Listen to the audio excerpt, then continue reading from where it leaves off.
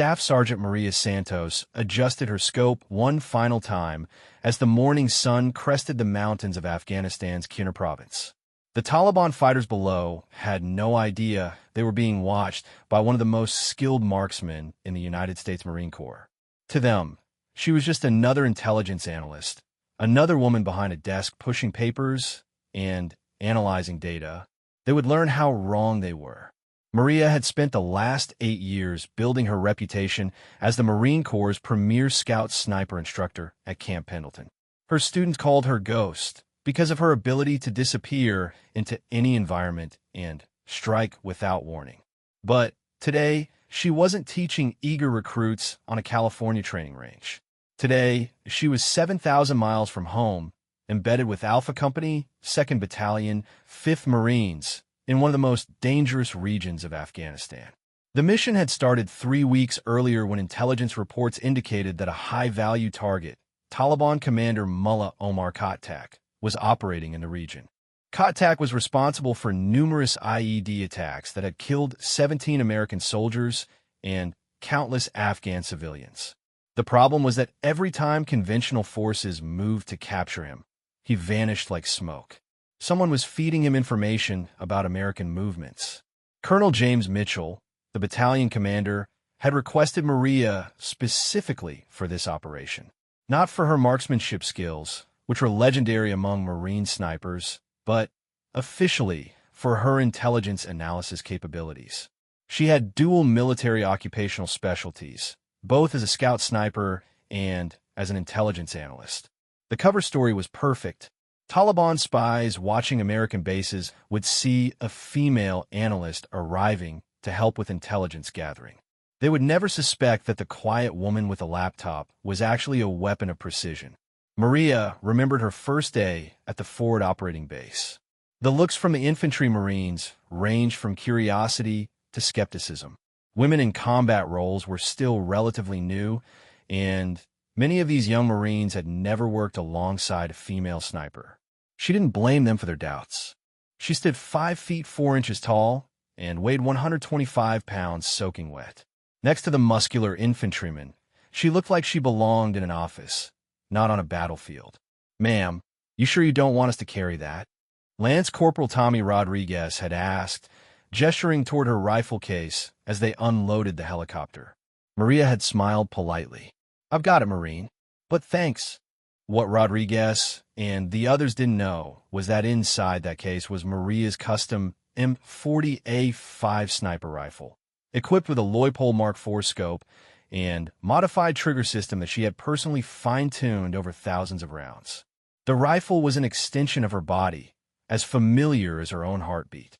Captain Steve Walsh, Alpha Company's commanding officer, had briefed her on the situation during her first night at the base. They sat in his makeshift office, a converted shipping container lined with maps and photographs of known Taliban fighters. "Here's what we know," Walsh had said, pointing to a topographical map covered in red circles and arrows. Khattak moves through this valley system every 2 to 3 weeks, coordinating attacks on supply convoys and gathering intelligence on our patrol patterns. We tried to intercept him 4 times in the past 6 months. Every time, he's gone before we arrive. Maria studied the map carefully, noting the terrain features and potential hide sites. "What's the response time when you get actionable intelligence?" 45 minutes minimum, Walsh replied. "By the time we mobilize a patrol and move to the target area, the birds have flown." "What about drone surveillance?" "Limited. Higher headquarters has priority for unmanned assets. We get maybe 6 hours of coverage per week." Maria nodded, already formulating a plan. "What if you didn't need 45 minutes? What if you could neutralize the target in 30 seconds? Walsh raised an eyebrow. "You talking about a missile strike?" "I'm talking about precision engagement from a concealed position." The captain leaned back in his chair, studying her face. "Ma'am, with all due respect, this isn't the shooting range back home. These guys shoot back." Maria met his gaze steadily. "Captain, before I became an intelligence analyst, I graduated first in my class from Marine Corps Scout Sniper School. I hold the record for longest confirmed kill by a female Marine sniper, 1,247 meters. I've trained over 200 Marine snipers, including some who are probably in your battalion right now.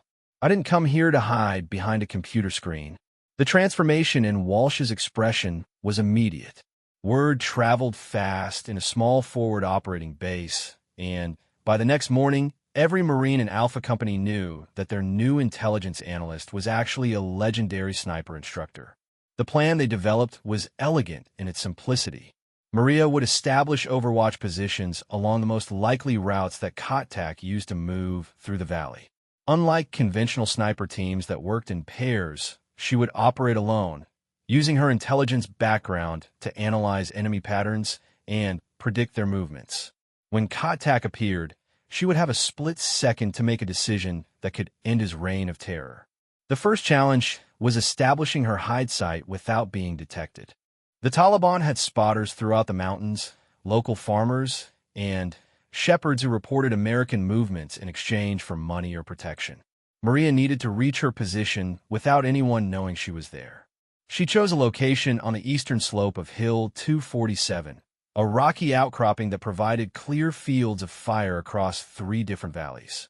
The position was 800 meters from the nearest Taliban checkpoint and offered multiple escape routes if she was compromised. More importantly, it was a spot that conventional wisdom said was impossible to reach undetected. Maria began her infiltration at 200 hours on a moonless night, moving alone through terrain that would challenge an experienced mountain climber. She carried 60 pounds of equipment, including her rifle, ammunition, water, and communications gear. The ascent took 4 hours, with Maria stopping every 50 meters to listen for sounds that might indicate she was being followed. The Taliban fighters manning the checkpoint below never saw her pass. She moved like a shadow, using natural depressions and rock formations to mask her movement. Years of training had taught her to become one with the environment, to think like the terrain itself. By dawn, she was in position, her rifle barrel concealed behind a carefully arranged screen of rocks and vegetation. Her camouflage was so effective that she would be invisible to anyone more than 10 feet away.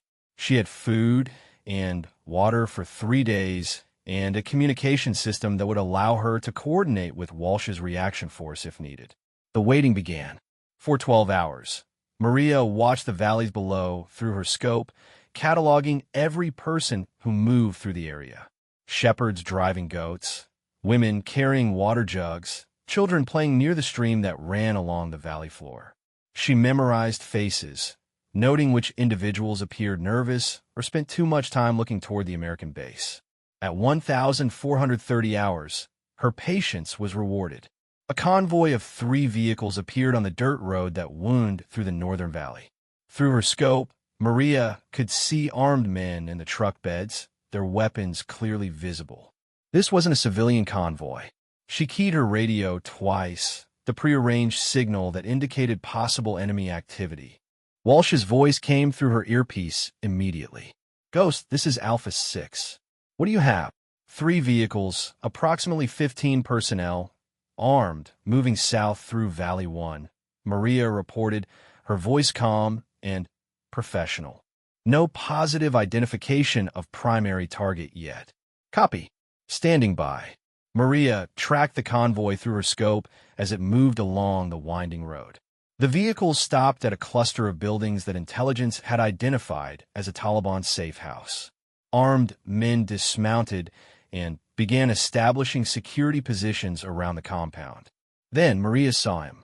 A tall, bearded man in dark clothing emerged from the lead vehicle. Even at a distance of 600 meters, she recognized Mullah Omar Khattak from the intelligence photographs she had studied. He was exactly where the pattern analysis had predicted he would be. "Alpha 6, this is Ghost. Positive identification on jackpot," she whispered into her radio, using the code name for Khattak. "Target is in the open, approximately 600 meters from my position. Ghost Alpha 6, are you requesting immediate action?" Maria settled behind her rifle, adjusting her position slightly to compensate for the wind that was beginning to pick up from the west. Through her scope, she could see Khattak clearly as he walked toward the safe house, surrounded by bodyguards.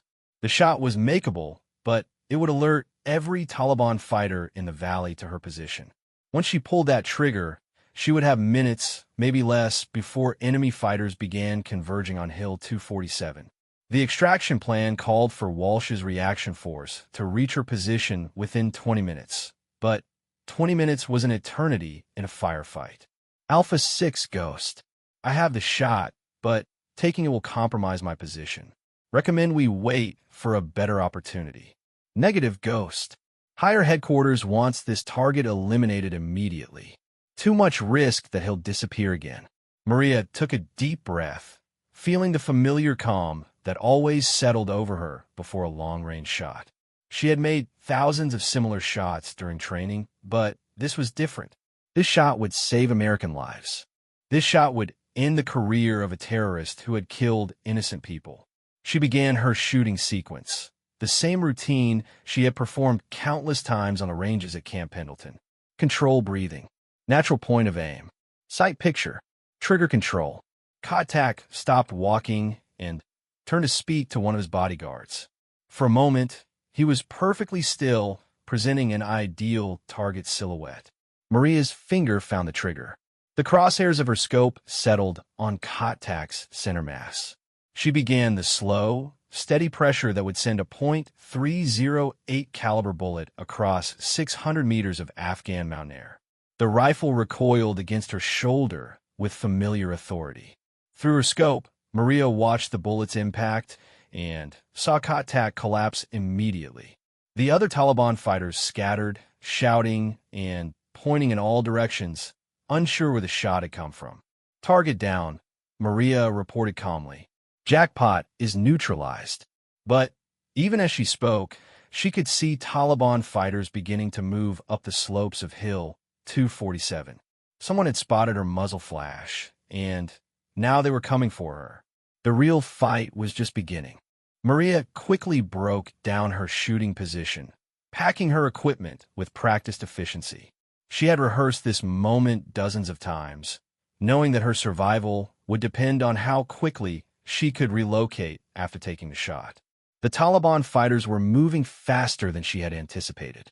Through her binoculars, she could count at least 12 men climbing the eastern slope, their AK-47s clearly visible. More fighters were moving to block her planned escape routes. She keyed her radio. Alpha 6, this is Ghost. Target is down, but I've got multiple enemy fighters moving to my position, requesting immediate extraction. Ghost Alpha 6. We're en route, but it's going to be 15 minutes minimum. Can you hold? Maria looked at the advancing fighters again. 15 minutes might as well be 15 hours. Alpha 6, I'm going to have to relocate. We'll attempt to reach Extraction Point Bravo. Extraction Point Bravo was a landing zone on the opposite side of the mountain, 800 meters